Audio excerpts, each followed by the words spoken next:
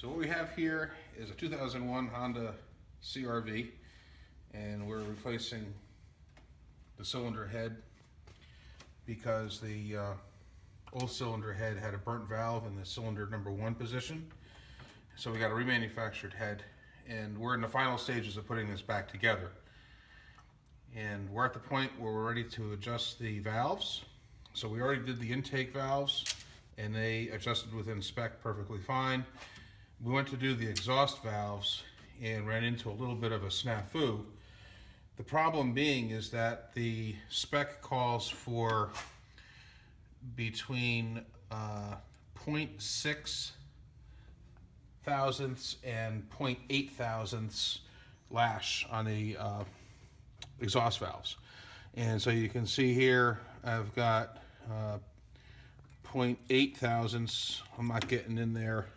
And in fact, if I go all the way down to the smallest feeler gauge I have, which I believe is like 0.25 thousandths,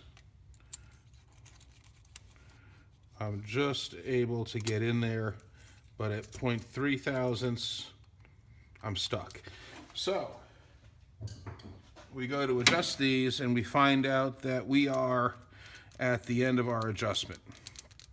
And this was the case, you know, for all of the cylinders. So what do? I'm not about to take the head off and bring it back and put another head on. That's a lot of work. So we explored different options, and the option I'm about to show you is one that I think is pretty good. What we're going to do is, the reason that we're at the end of the travel on this adjustment screw here. So ideally what we'd like to do is lower this some more, but it won't go any lower. It turns out, after doing some research on the internet on this, it's because the valve being constantly slammed in, the hard valve being constantly slammed into the exhaust seat causes recession, and that basically pushes the valve up higher, which essentially drives the end of the valve stem up higher and takes away from your valve lash. What I'm going to do essentially is remove a little bit of the material on the underside of this rocker. And you can see I did cylinder number 1 and cylinder number 2 already. And so we're going to do cylinder number 3. I'm going to show you how I did it. So first thing I do is I turn the cam so that there is no pressure on the valves. It's just kind of sitting there. And that's the position it wants to be in to check the clearance. Then what I do is I turn the crank to compress the springs down, so they're all the way down. That affords me a little space here to insert this Allen key. And all the Allen key is going to do is keep the valves compressed, the springs compressed, as I bring the cam around. And that's going to allow me to loosen up the rockers so I can slide them out. Because when the rockers are not under pressure, right here, they're free to come out. So there's one. And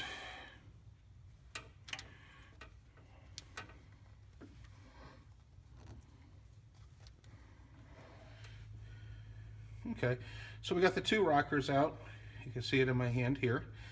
And these came out of this joint right here. You can see how it moves.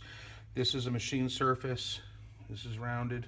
And here's our adjustment. So you can see what effectively happens here is by turning this adjustment in and out, you're effectively raising this up and down.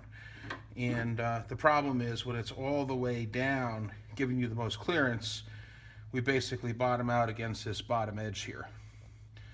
So what we're going to do is we're going to remove some material from the bottom of this, not much, so that it'll allow us to get this a little bit lower. So what we're going to do is we're going to remove this ball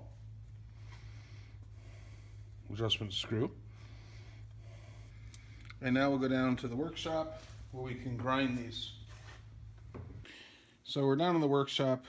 We're going to take a little bit of this material off here to give us a little bit more depth. We have our Pittsburgh micrometer.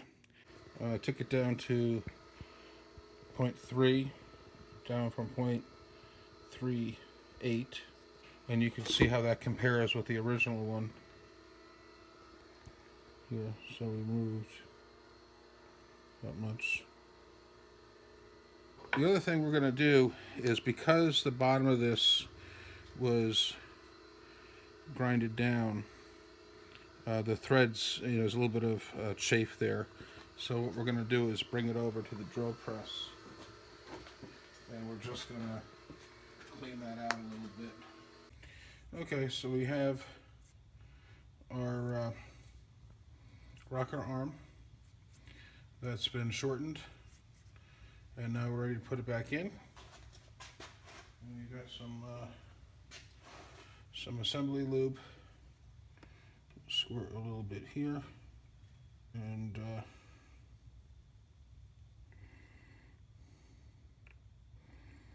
little bit on this.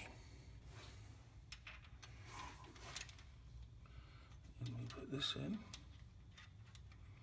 like so. And we do the other one. And it's like that. We make sure that our ears are over the pins. And then what we do is we have to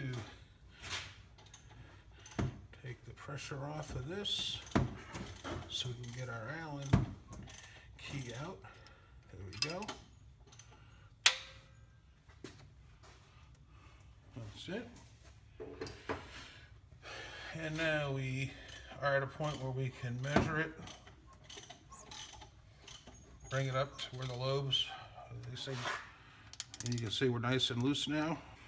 And we take our Allen wrench, or our feeler gauge, and we find 60 thousandths, which is minimum. Here's 80 thousandths, which is maximum. And you can see we got plenty of clearance in there now. And this is at 80 thousandths. Before, we couldn't even get the smallest gauge through, or 33 thousandths. So now what I'm going to do is I'm going to set this. So the range is 60 to 80 thousandths. And what I'm going to do is I'm going to take the 70 thousandths. So it's right in the middle. So I'm going to put that in there. And then I'm going to tighten it up. So you can see we got a fair amount. So that's tight. So there's 70 thousandths, right? A little bit too tight.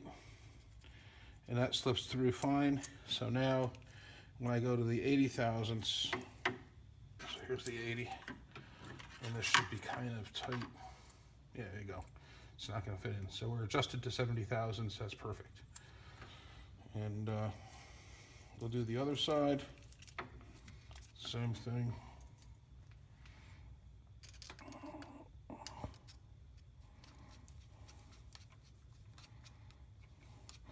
And you can see we've got some room for future adjustment if we need to.